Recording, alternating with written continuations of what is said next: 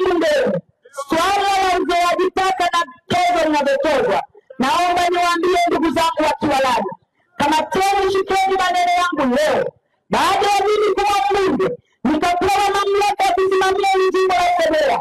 Ndugu zangu wa Kiwalani, masuala yote ya takataka itakuwa ni historia. Nitapenda kusimama kuhakikisha kampuni zinazopewa jukumu la kuzoa taka ziwe ni kampuni zenye sifa na zina uwezo wa kukusanya takataka kila itwapo.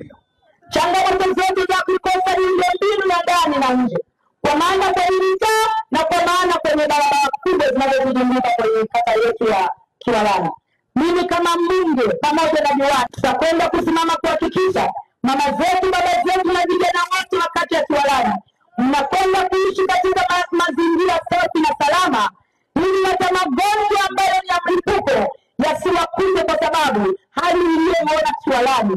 Tumuombe Mwenyezi Mungu mvua isinyeshe mpaka niwe mgongoni na pate diwani mtu kutoka hapo.